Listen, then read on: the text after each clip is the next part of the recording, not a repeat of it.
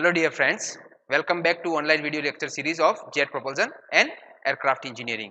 This is lecture 9 for the fundamental of gas dynamics. In this video lecture, we are also going to continue the numerical which we have started in previous couple of video session. So we are going to solve a numerical 3 in this video session. So let's start the example.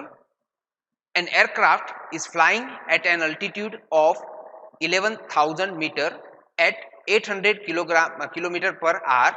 The air is reversibly compressed in an inlet diffuser. The inlet temperature is 216.65 Kelvin and the pressure is 0.226 bar. The Mach number at the exit of the diffuser is 0.35. Also gamma 1.4 and characteristics gas constant R, which is 287 joule per kilogram Kelvin. So for there we are going to take gamma as a 1.4 and R as a 287 joule per kilogram Kelvin. So these are the data which is given to us. On the basis of the data, we need to calculate. The first thing is entry Mach number, means the Mach number at section 1 M1. Second thing, velocity, pressure and temperature of air at the diffuser exit, means we need to calculate the velocity, pressure and temperature at section 2, means V2, P2 and T2. So these are the different findings that we need to calculate in these numericals. So let's start the solution. First of all, we need to go through the given data. So first thing is that Z, which is equal to 11,000 meter, Mach number at entry which is M2 0.35, then P1 pressure at section 1 0.226 bar, T1 at section 1 216.65 Kelvin, C1 which is given to us 800 kilometer per hour, and I am going to convert that into the meter per second, so that would be 222.2 meter per second. Then after gamma 1.4 and R 287 joule per kilogram Kelvin. So these are the data which would given which has given to us, and on the basis of that we need to calculate M1, C2, P2 and T2, Mach number at entry, then velocity, pressure and temperature at exit at section 2. So let's solve the example. First thing is that velocity of sound. Now we know the formula for velocity of sound, A, which is equal to under root of gamma R T. So since we are calculating it for the section 1, I am going to write A1 is equal to under root of gamma R T1. Let's put the values here. Therefore A1 is equal to under root of 1.4 into 287 into 216.65, which is the temperature at the inlet. So after going through the calculations, I would get A1 is equal to 295.04 meter per second, which is the velocity of sound. Now it's time to calculate the Mach number at section 1 M1. Since we have both the values C1 and A1, I should be able to calculate the Mach number at the entry. So therefore we know that M is a ratio of object velocity to the sound velocity. So I should be able to write down M1 is equal to C1 divided by A1. So therefore let's put the values. M1 is equal to 222.22, which is C1, and A1 that we have calculated in previous slide, that is 295.04. So now after going through the calculations, I'll get M1 is equal to 0.753, which is the Mach number at the entry or the at section 1. So this is our first finding. Now let's move forward to our next finding. Our next thing is we need to calculate the pressure, temperature and the velocity at section 2 at exit. So for that we are going to need different conditions. We are going to need stagnation temperature and pressure. So first things that we need to calculate here is a stagnation temperature and stagnation pressure. Now how would you get the ratio from the temperature at section 1 to TO, or pressure from section 1 to PO? That can be taken, or that can be referred from the gas table. Now gas table is available with the many books. Here we need to use the gas table to calculate the ratio. and on the basis of that you will find you will get certain values, and once you have like at least one unknown, you can calculate the rest of the parameters. So here I'm going to use the gas table, and you will see the couple of data which I've got from the gas table. But to get these value, we need to have a couple of references. So here I'm going to use gamma and Mach number at section 1 as a reference. So I've got gamma which is 1.4 and Mach number at section 1 which is 0.75. So these two references can be used to find out the ratio for the both temperature and pressure. So from gas table I'll got the ratio from T1 to TO which is equal to 0.899, and the ratio of pressure P1 to PO which is equal to 0.688. Now I'm going to use this ratio to calculate both TO and PO. So let's start. Now since we got this value, we know T1 upon TO is equal to 0.899 and I have the T1. So on the basis of that I should be able to get TO. So therefore TO is equal to T1 upon 0.899.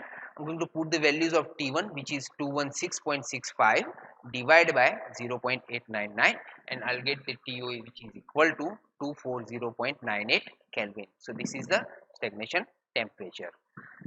Furthermore, it has been given that the flow is isentropic, and for isentropic flow the stagnation's temperature would remain constant, and therefore I should be able to write down TO which is equal to TO1 which is equal to TO2. Since we got TO already, I'll get TO which is equal to TO1 which is equal to TO2, and that is 240.98 Kelvin. Okay. Now let's calculate the pressure at stagnation conditions. P1 upon PO which is equal to 0.688 which we have taken from the gas table, and I have the values of P1 which is at the inlet. So I'm going to find the PO now. Let's say 0.226 divided by PO which is equal to 0.688, and therefore PO is equal to 0.328 bar. Okay, so this is the pressure at stagnation condition. Furthermore, since it is isentropic flow, the pressure stagnation pressure is also remain constant, and therefore PO which is equal to PO1 which is equal to PO2, and that would be 0.328 bar. So here we have the stagnation pressure constant for the throughout sections. Alright. Now for exit, on the same way we are going to calculate the ratio at exit 2. So let's say T2 upon TO2 which is equal to 0.976 and P2 upon PO2 which is equal to 0.918. Now this data has also been taken from the gas table at different conditions, at different references. Here I am going to use gamma as well as Mach number, but that is at section 2. Since gamma is constant, but the Mach number would change here. So we know that gamma is equal to 1.4 and the Mach number which is equal to 0.35. I'm going to refer these two references and find out the values of the ratio of temperature and pressure from the gas table, and therefore T2 and T2 upon TO2 that would be 0.976 and P2 upon PO2 that is 0.918 which we have taken from the gas table. Now since we know that T2 upon TO2 is equal to 0.976 and we have the values of TO2 as well which we have calculated earlier, I should be able to get the temperature at section 2 or temperature at exit. So T2 which is equal to 0.976 into TO2. I'm going to put the values of TO2, so that would be 0.976 into 240.98, and after going through the calculation I'll get T2 is equal to 235.19 Kelvin. So that is the temperature at section 2. This is our second finding. Okay, now let's move forward to calculate the pressure at exit or pressure at section 2. We are going to use the same ratio which we have taken from the gas table. So let's say the ratio says P2 upon PO2, which is equal to 0.918, and we have the values of pressure at stagnation pressure at section 2 as well. So let's write down P2 is equal to 0.918 into PO2, and therefore that would be 0.918 into 0.328, and therefore the P2 would be 0.301 bar. So this is our third finding which we have find out. Now let's move forward to the last one. Here in last section we need to calculate the velocity at section 2, and we are going to use the Mach number equation.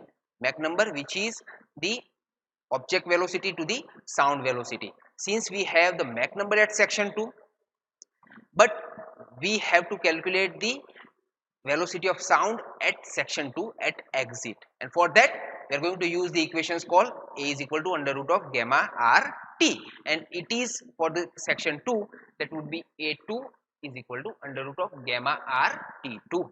We have all the values, we have gamma r and t2, so therefore I'm going to put those value in here, and that for I should be able to write down A2 is equal to under root of 1.4 into 287 into 235.19, and therefore A2 would be 307.41 meter per second.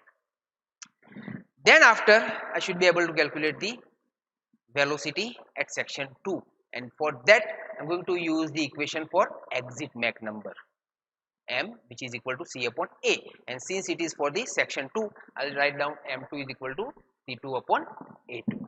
Now let's put the values here and calculate the velocity at section 2. So that equations can be rewrite as c2 is equal to m2 into a2. We have m2 0.35, we have a2 we just calculated in previous slide 307.41. So I'm going to put these values and calculate the velocity, and here the velocity would be 107.59 meter per second. So this is our last finding, which is the exit velocity at the section 2, and that is C2. So this is all we need to calculate all those 4 different findings to get the 7 marks in exam. This kind of numericals normally asked in GTU exam. This is all at the moment. If you have any doubt, you can write down in the comment box. Thank you very much.